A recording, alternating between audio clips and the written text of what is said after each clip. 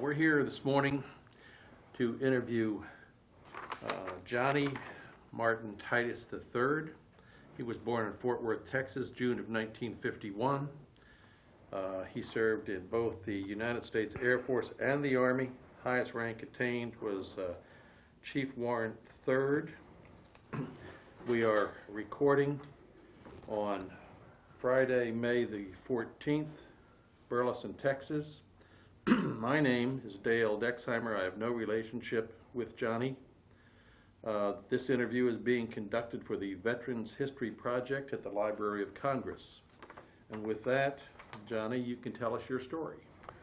Well, after graduating Burleson High School in 1970, I couldn't really get a job, so I went to Tarrant County Junior College South Campus, and I was studying computers at the time. And a little bit later, I got a job at the Fort Worth National Bank, and I was working 50 hours a week, going to school full time, and I said, this is not going to work.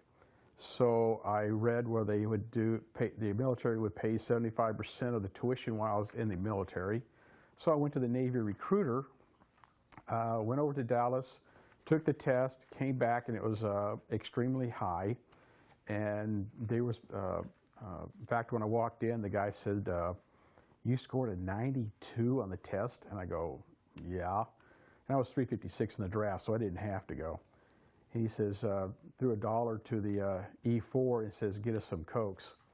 So he didn't have too many people that scored high enough. So anyway, I was about to become a nuclear propulsion expert, except the Navy kept giving me a hard time on the 398. The date, it should have been day, month, year, and a couple other things. So I walked right out of the Navy, right into the Army, right into the Air Force, and they gave me the test, and they said, computer repair person, 52 weeks school, and I go, deal.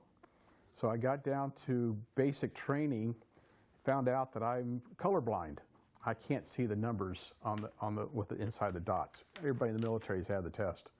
And actually, I'm not colorblind, I'm color deficient, which means I just got bad taste. But anyway, they was going to make me a fireman, but I had had enough computer training that I took a bypass test while I was in basic training. So I didn't go to my Class A school or any school in the Air Force. I got shipped straight to Whiteman Air Force Base. Minuteman Missile Site, middle of Missouri, no place. Spent 2 years there. I said, well, this is fun, but there's more to the world than the middle of Missouri. So I went to Thailand in '73, where the 555th TAC Fighter Wing was still flying hot missions.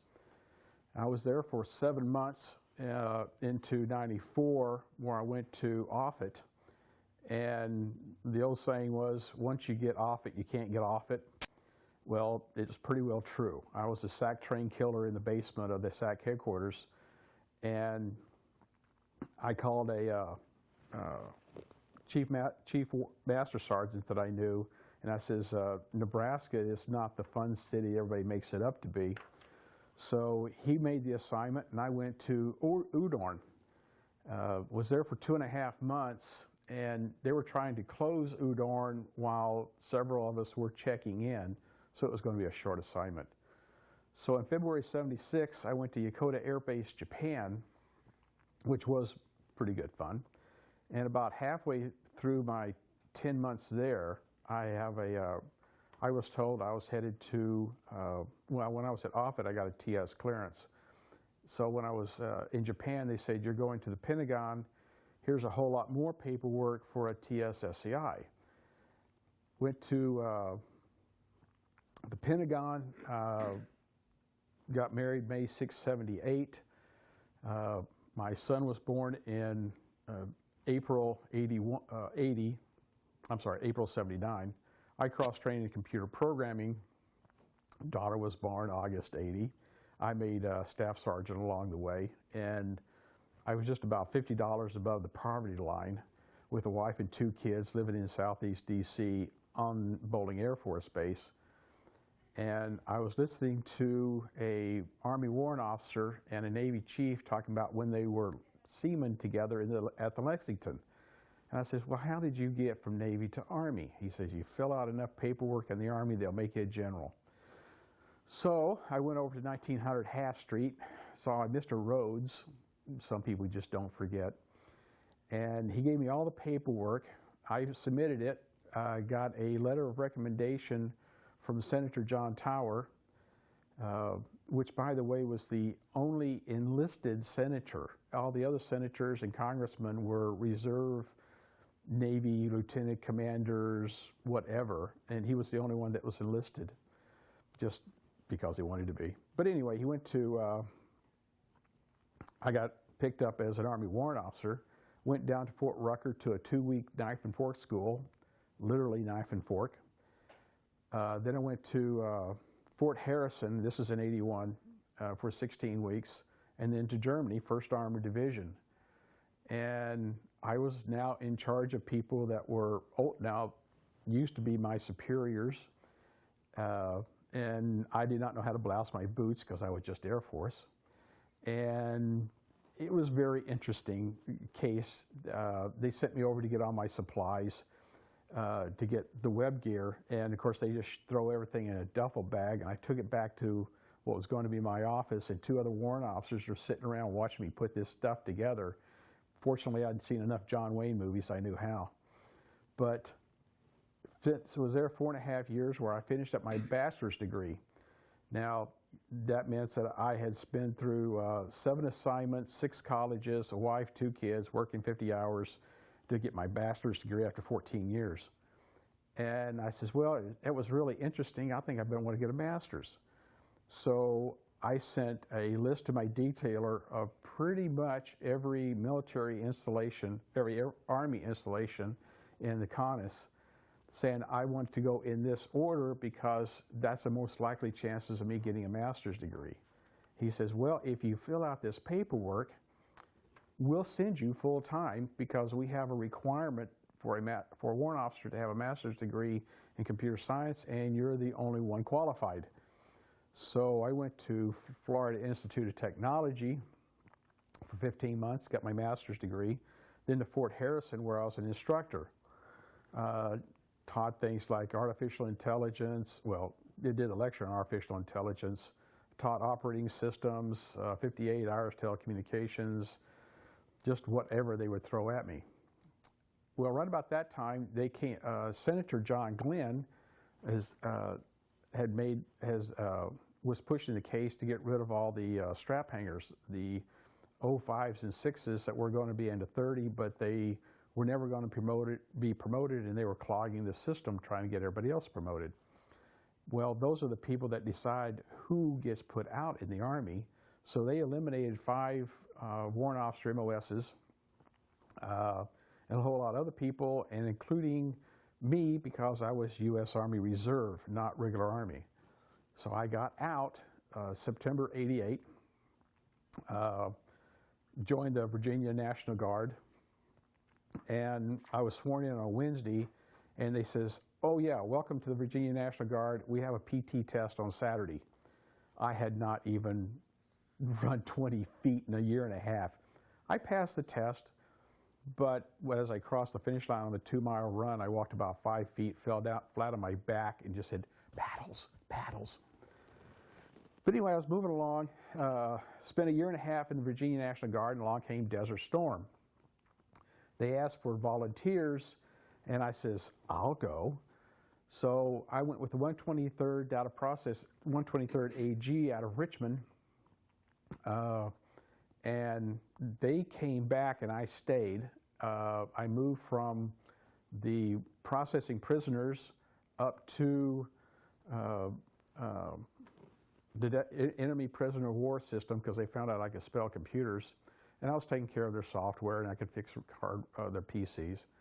And later I moved into the 22nd Support Command, and then toward the end I went to Camp Doha in Kuwait to set up their communications.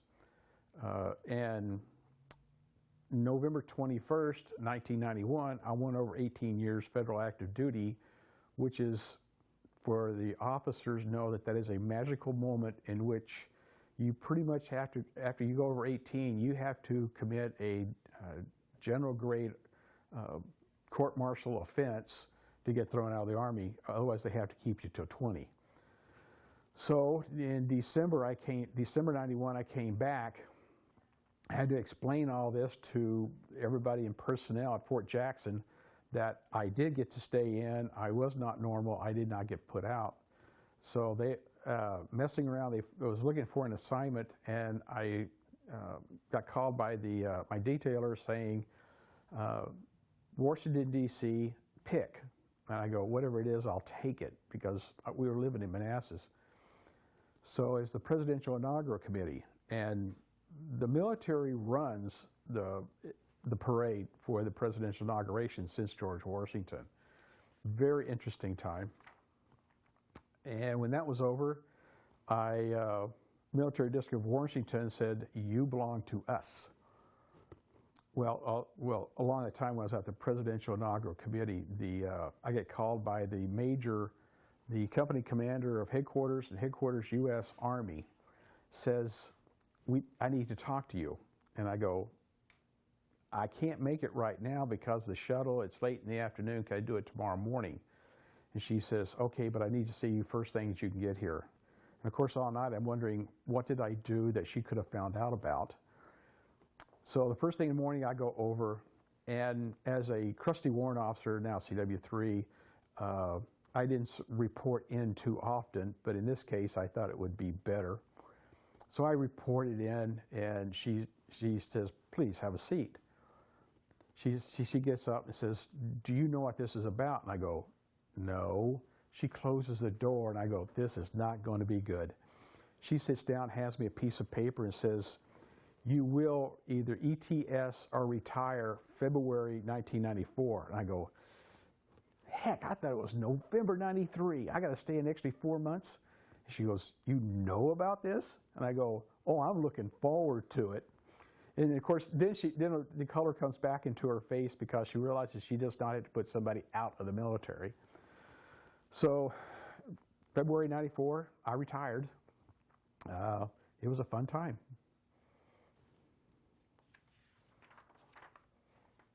Saw everything. It was never dull.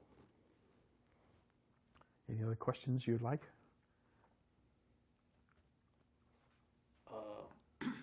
Duty stations, lots of duty stations. Yes, I had about 6 of them in 5 years when I was single. Best? The one you like the most? And why? I don't know, Thailand was pretty wild. Actually, the war zones, if you're not getting shot at, it's actually pretty nice because you can get a lot done without a whole lot of paperwork. Things just sort of happen a lot easier. The one I get the most training on, I guess the Pentagon. I went from computer operator, cross-trained to computer programmer, and it looked good on the resume for a while because I said I'm the NCOIC of programming, and they says, well, you can't say that. And I says, everybody is civilian except me and the E3, and I'm an E5. I'm the NCOIC. So I says, whatever. So that looked good on the resume for a while.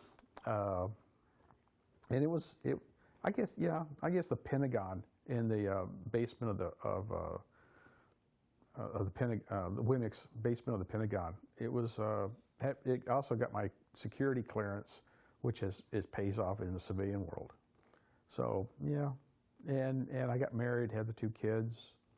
It was a good time. Worst?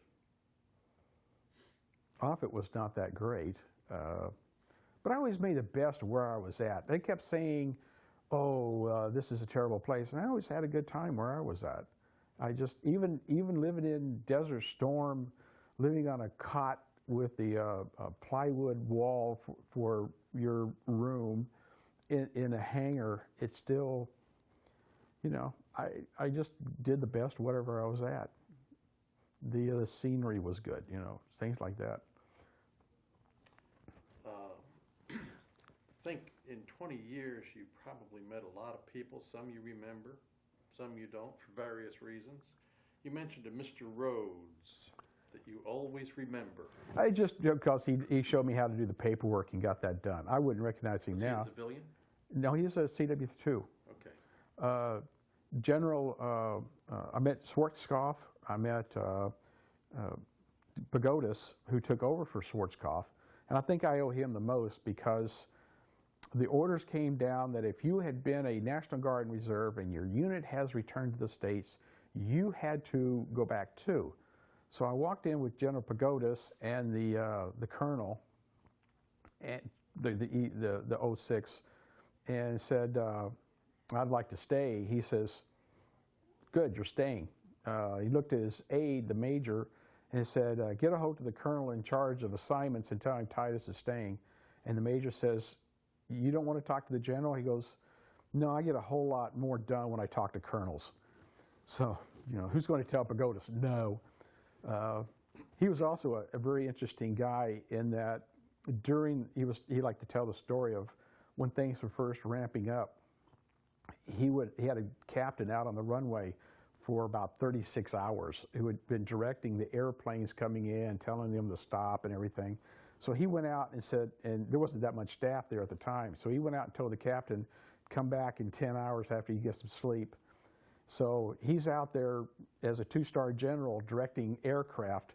So he says, he would tell them, and he'd put the cross signs up, and the pilots would lean over and go, yep, that is a general.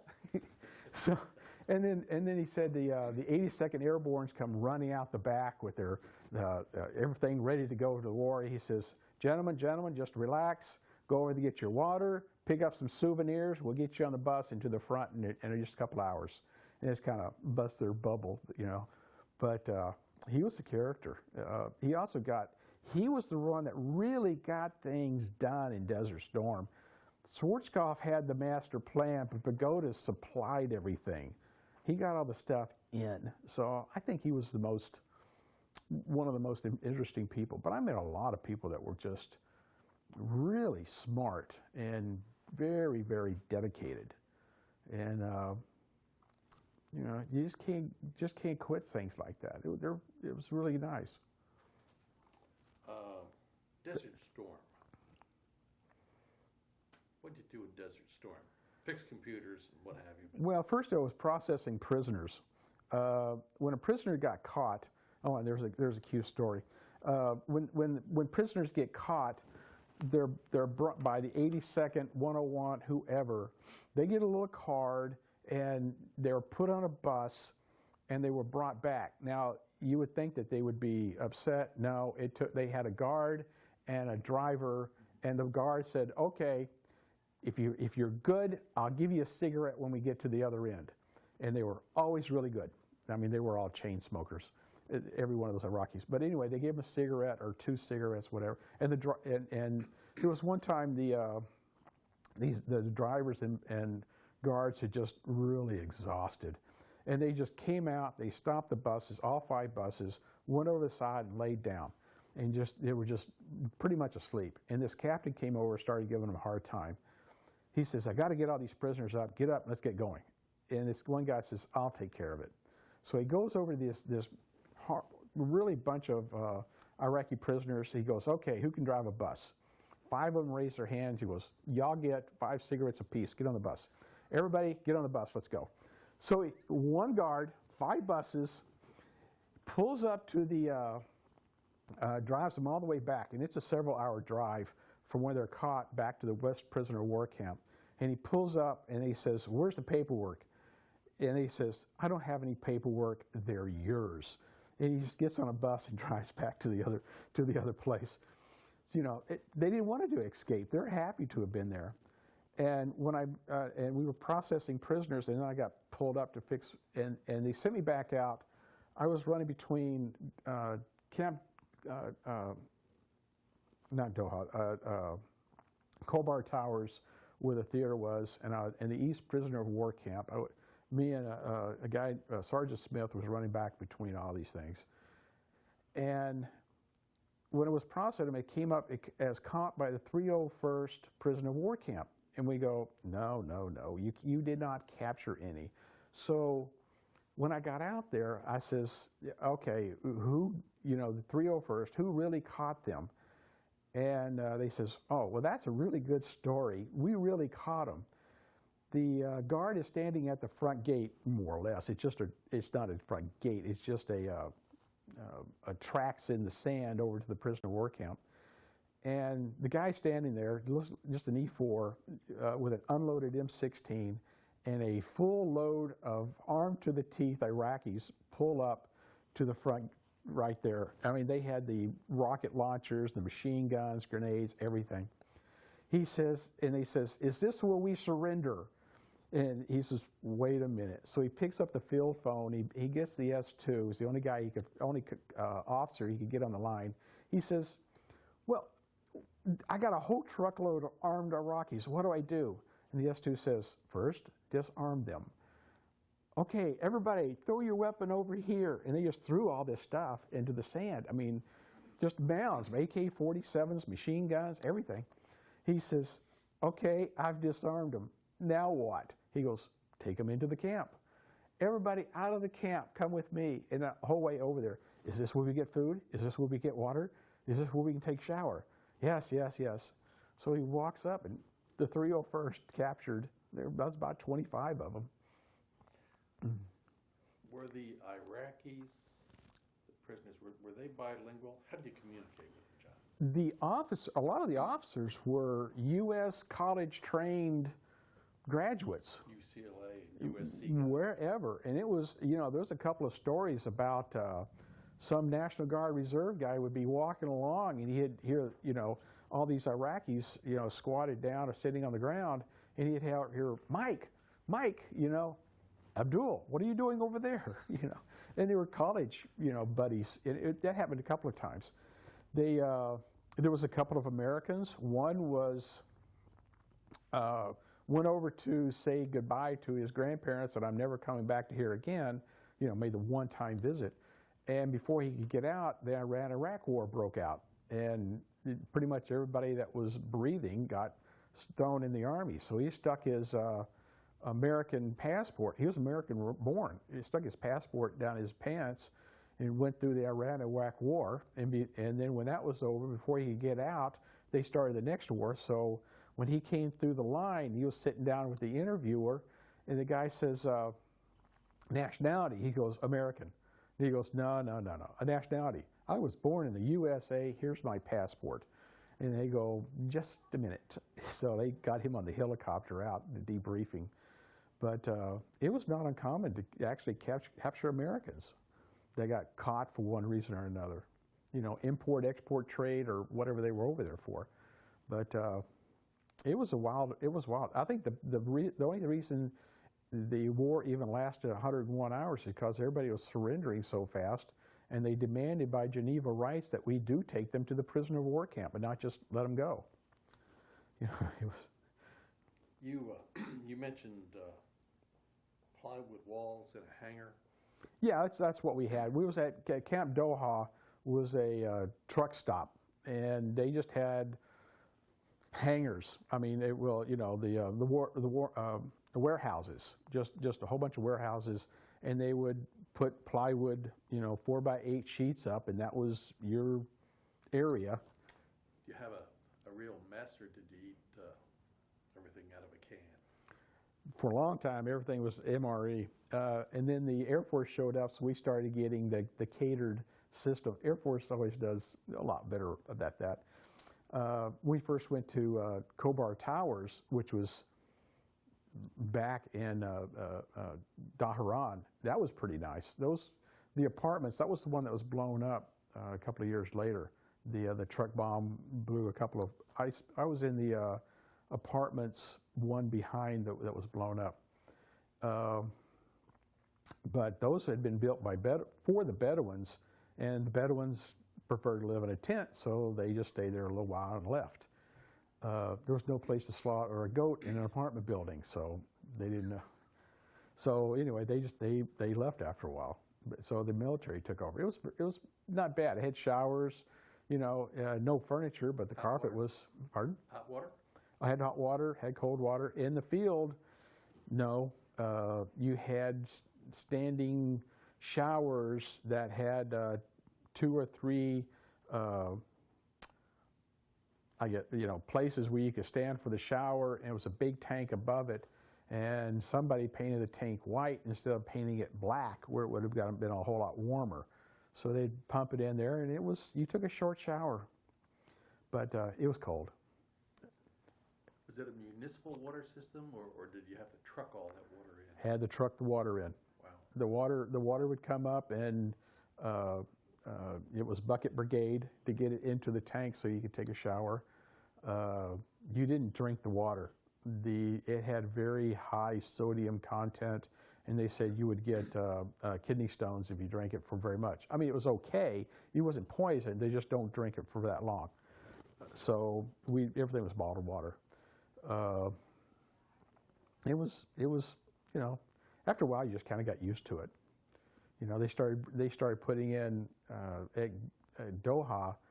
Ricky Staggs did a concert. It was really good. Thank you. They finally got in Colonel Sanders and Pizza Hut and Burger King. So taste of home, as it were. And the food started getting a lot better. And like I said, it was contracted. But no, when we first got there, the first several months, it was MREs all the time.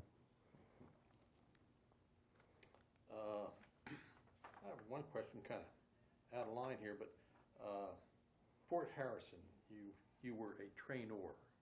Yes. You were an instructor. Yes. Who were you training? Army person. Well, I was officer and enlisted. And actually, I enjoyed training the enlisted. They seemed to want to be there more. The officers were just funny at times. One of the things is we have in the computer world physical and logical, and they just couldn't catch the idea that what a logical physical difference was. And I says, okay, you see the bunch in the back? They're called the Bahama Bunch. Physically, they're here. Logically, they're in the Bahamas. And everybody goes, we understand. They were interesting, but from the warrant officer, I usually had to express that I was in charge. Don't let their rank be confused with my position. I am running this class. And a couple of them would go down and complain, that the colonel saying, save us, he's a tyrant. But actually, I was pretty good. The enlisted were actually, they really wanted to do it, I think, more. Not that the officers, a lot of them didn't want to get there because they knew that's where the money was when they got out. But the enlisted did quite well. They were more fun because I got to kid with them more.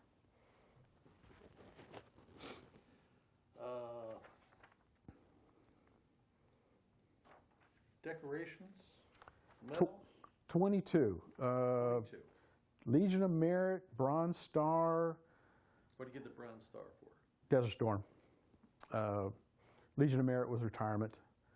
It was interesting because I thought I did more in the Air Force, but the Army gave out awards better. Joint Service Commendation for Presidential Inaugural Committee, a couple of ARCOMs, 1st Armored Division. And actually, I was going to get a 3rd ARCOM, and I go, no, give me an AAM because I just need another ribbon. But I had 22 other things. Lots of acronyms. Yes. Pretty had to learn how to speak English when I got out. I also, when I was at Fort Harrison, I also was an adjunct faculty member for Vincennes University. That's where I had to stop speaking geek and learn how to speak English. Because I would say, CPU, RAM, all this, normal computer speak all the time because that's who I ran around with, that's who I worked with. Everybody understood this. And when I started teaching at Vincennes, it was like, excuse me, what's a CPU? Oh, okay. One last item here, Presidential Inauguration Committee. That was fun. You were a Warrant 3? Yes, but then I was a CW3. Okay. When I showed up, the Brigadier General, about 3 colonels, a captain, and me. I think it was number 6 of a couple of hundred people that were going to show up. And the military runs the parade. The civilians run the inaugural parties. So trying to figure out, and it's a lot of politics. And it's very joint command. We had even Coast Guard, and everybody was there. And they have to decide which high school, college bands get to come in, which Girl Scout troops get to walk in the parade. And it was very entertaining to try to figure out how all this was going to come together. And it was very competitive. And just because your congressman wrote a letter saying that you were great, really didn't carry that much. You had to show that you were the best there was. And they reviewed tapes, and then they had to figure out, okay, a unit takes so long to march, and then it takes so long to make a corner. How long is the parade going to last? And when General Powell said, forward march, hope for the best. But that was one of the cute ones there. We had a really large Marine gunnery sergeant. He was hysterical, very, very easy to go. This Brownie troops had a tractor that was pulling a trailer, and they were all going to ride and wave in behalf of the Brownies. And the tractor lost its brakes. And this gunnery sergeant says, these girls are not going to ride in this parade behind a tractor with no brakes. And the other girls started crying. He goes, no, I'll take care of this. He got them all out, says, line up, fall in, put them all in, and marched them in cadence with Jody calls and the whole thing. Really large Marine gunnery sergeant marching these little Brownies. I wish I could have saw it, but I was sitting back at the headquarters. But they says, yeah, that was, and the Girl Scouts just loved it. I mean, the Brownies just thought it was the greatest thing that ever happened to them. But how long was the parade, distance-wise? 2.5 hours. Supposed to have been 2, but it takes about 2.5 hours. And this, I don't know what the distance was. He marched those. Yeah, marched them the whole way, and they're just walking along, in step, and being they're really good like that, Did you meet General Powell or any of the high muckety bucks? Not General Powell.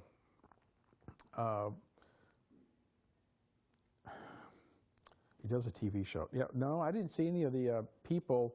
The civilians stayed on the first floor. We stayed on the second floor, and none of the higher dignitaries came up.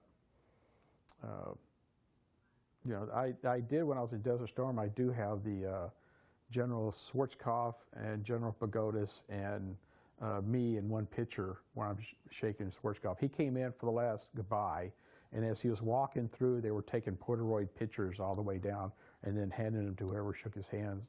Wow. So that was really nice. And Pagodas was just a really friendly guy.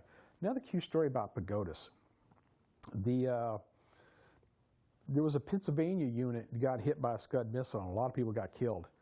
And one of the units that went over to help clean up everything, the first sergeant just wasn't doing that well because it seemed, so he got caught drinking. Now that was General Pagodas was death on anybody that got drunk. The story was that he had spent 6 months and his wife spent a year in the hospital due to a DWI driver, a drunk driver.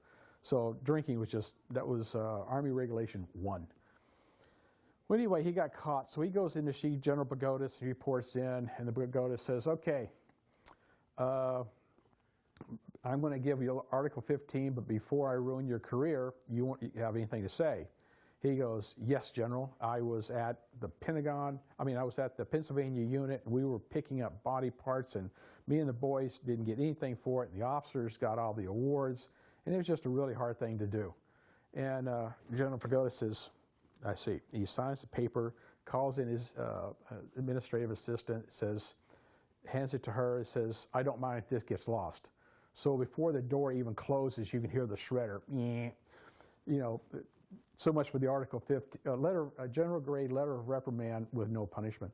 He says, okay, now I'm going to fill out a Bronze Star, and fills it out. Well, nobody believed the story. You do not go in for a general grade Article 15 and come out with a Bronze Star. Nobody's that good of a salesman. But my first sergeant that I'd come over there with says it's true because him and one sergeant major and two other first sergeants was sitting around playing pinochle, like first sergeants do. And they hear this knock on the door, and the one guy opens the door, and they recognize it as General Pagodas' driver.